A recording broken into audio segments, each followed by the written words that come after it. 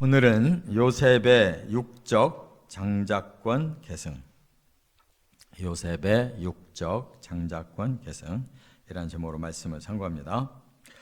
장자권은 이제 그 부모의 유업을 이어가는 그런 권리를 의미하는데, 성경에는 장자권이 두 종류가 있어요. 하나는 영적인 장자권이 있고 또 하나는 육적인 장자권이 있습니다. 아브라함에게는 이 두 가지가 다 함께 시작된 사람의 첫 번째 시조예요. 그래서 영적 장자권이라는 것은 뭐냐면 바로 아브라함을 통해 구원자를 보낸다는 겁니다. 그게 영적 장자권이에요.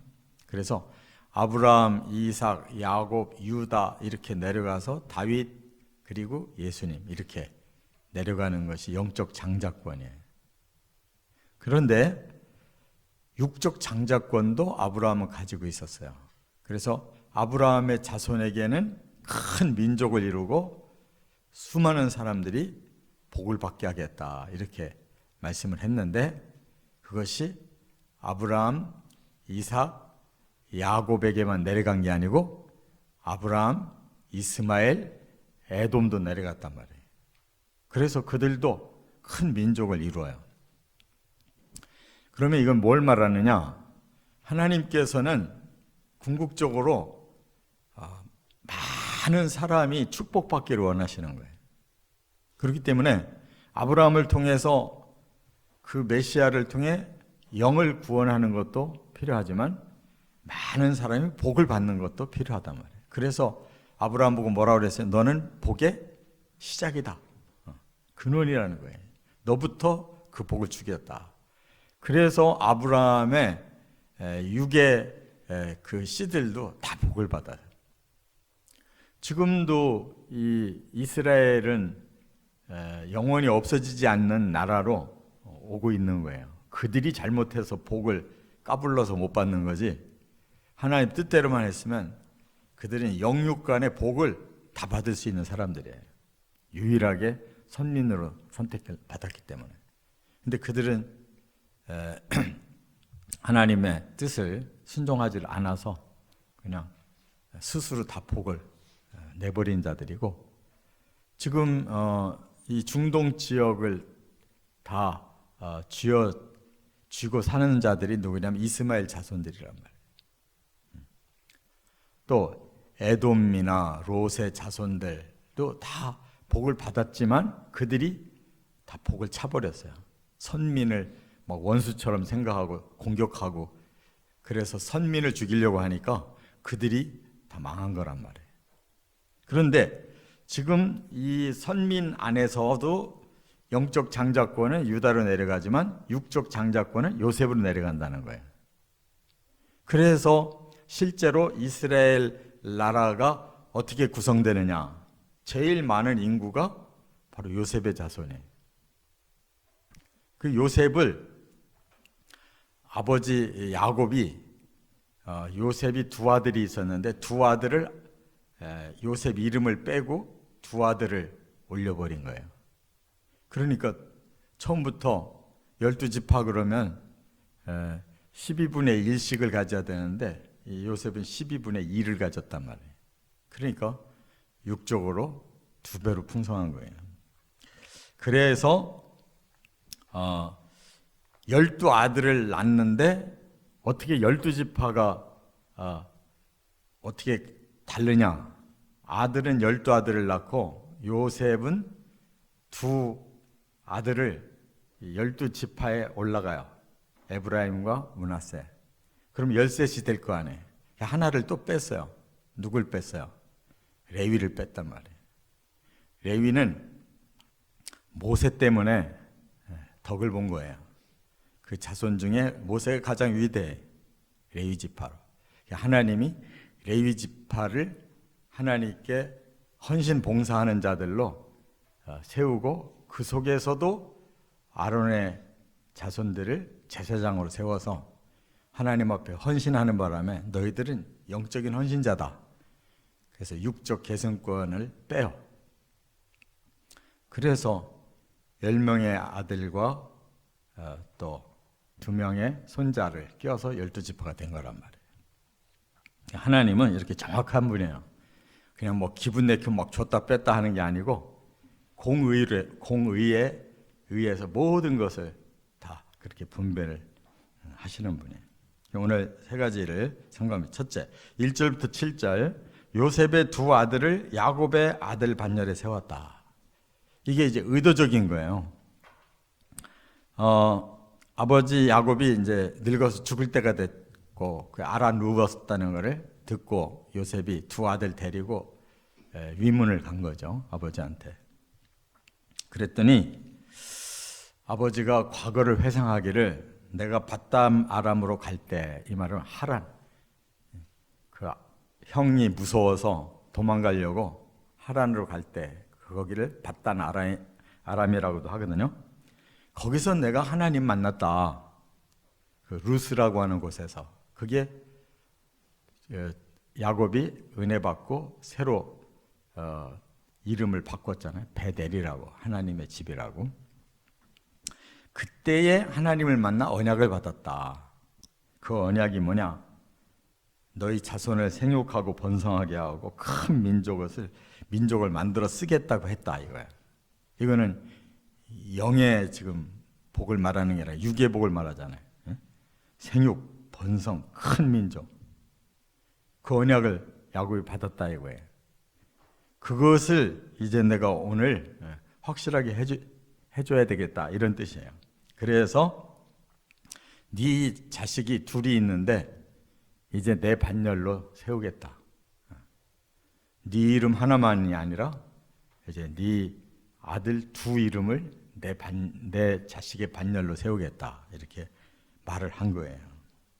그렇기 때문에 12지파에 바로 요셉의 큰아들 므낫세가 들어가고 작은아들 에브라임이 들어가고 요셉이라는 이름은 없잖아요. 그렇다고 요셉이 없는 게 아니라 요셉의 몫이 두 몫이라, 그런 뜻이에요. 그것은 왜 그랬느냐? 야곱이 이 넷째로 영의 장자권이 간다는 것을 알았어요. 왜냐하면 르우벤은 스스로 범죄해서 떨어지고 서모를 아버지 침상을 더럽히는, 그 다음에 둘째, 셋째 시므온하고 레위는 또 세겜족들을 무참히 죽이는 사륙극을 벌여서 떨어져요. 그런데 이 셋째가 망해야 되는데 그 집안에서 모세가 태어나는 바람에 헌신자로 둔갑을 해서 흩기는 흩어도 하나님의 영의 일을 맡긴단 말이에요. 모세 덕택에. 그러니까 넷째로 이어가는데 넷째인 유다는 그 장자권을 획득해요. 왜?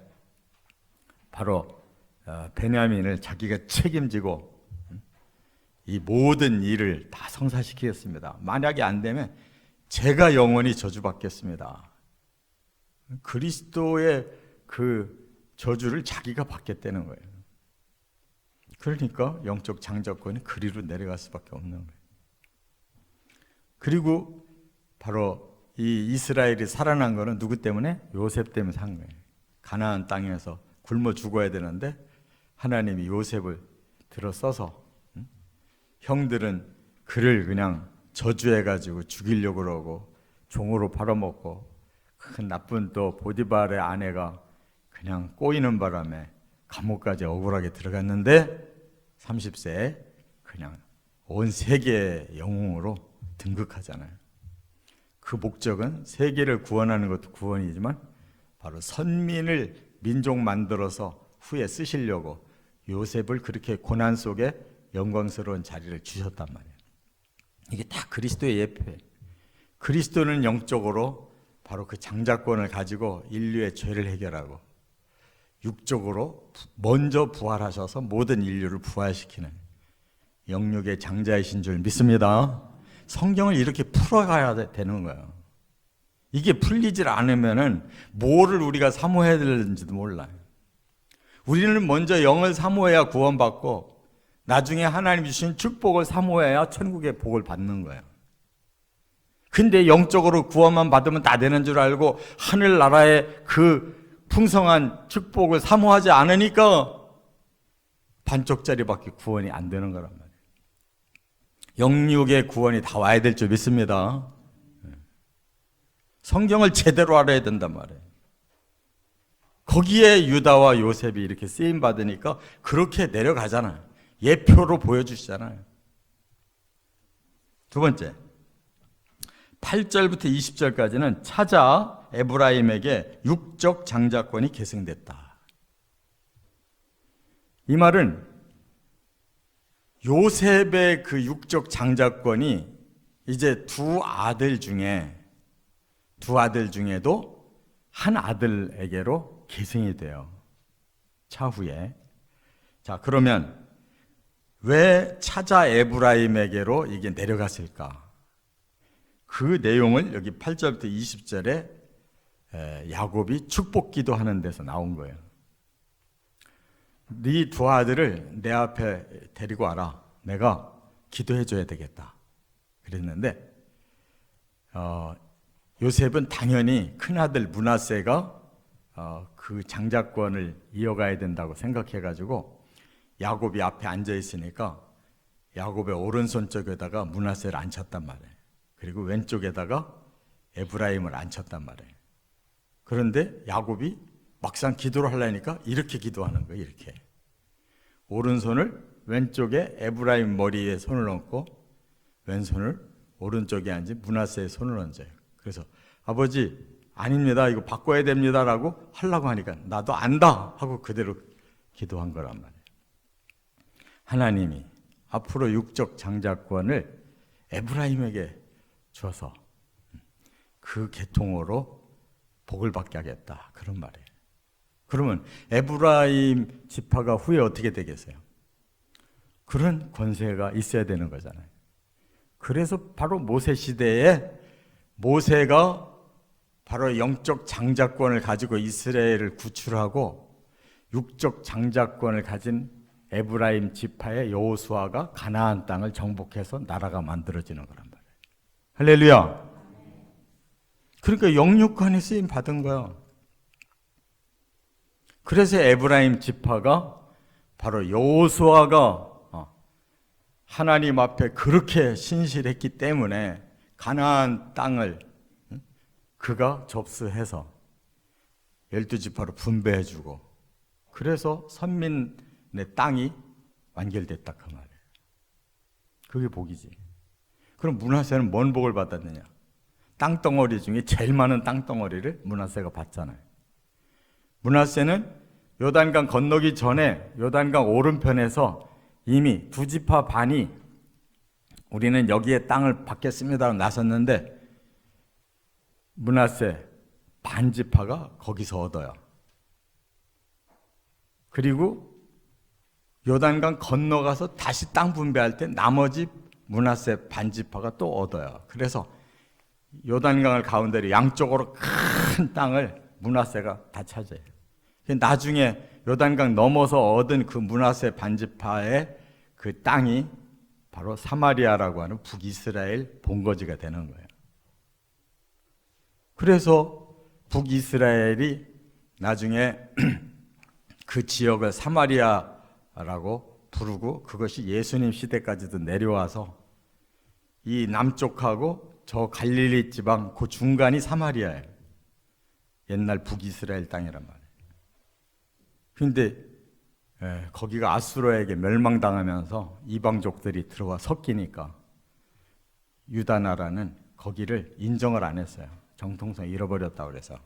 그게 쭉 예수님 시대까지 내려와 가지고 유다 지방하고 저 갈릴리 지방은 하나님의 정통성을 가지고 있는데 중간이 정통성이 없어졌다고 그래서 예수님 시대에는 위에서 올라가거나 위에서 내려올 때 돌아서 요단강 건너서 올라갔다 내려왔다 해 가운데 사마리아를 통과 안 했단 말이에요. 근데 예수님은 일부러 사마리아를 통과해서 올라가신 거예요.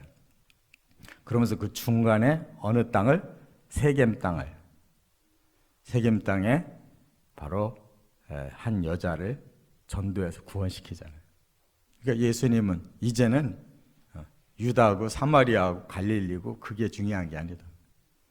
누구든지 마음이 열린 자를 구원시켜서 온 세계를 이렇게 구원시킬 거야 라는 말씀을 한 거예요. 그래서 이대로 역사는 흐르고 있는 거예요. 세 번째 중요한 거, 21절 22절에 세겜 땅을 요셉의 몫으로 특별히 주었다는 거예요. 야곱이 네 아들들에게로 이 육적 장자권이 내려갈 텐데 내가 너에게 보너스를 줄게 하고 요셉에게 말했는데, 내가 그 유서 깊은 땅 세겜 너한테 줄 거야. 그 말이 곧 후에 어떻게 됐냐면, 세겜이 이 예수님 시대 사마리아 성 안에 수가라고 하는 동네가 있었다고 그랬어요. 수가. 근데 거기에 야곱의 우물이 있었다고 그랬어요. 거기가 지금은 하나의 도시에 나블루스라고 하는 도시인데, 거기가 구약에서 세겜이라고 말하고 신약에서 수가라고 말하는 바로 거기에 야곱이 바로 그 세겜성에서 오래 살았잖아요. 하나님께서 약속을 안 지키고 베델에 안 올라가는 바람에 거기서 큰 시련은 겪었어도 야곱이 가장 마음을 두고 살았다는 곳이 세겜이라고.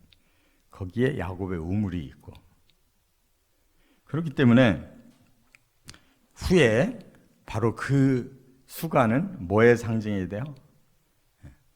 바로 예수님의 구원의 그 상징이 거기가 되는 거예요.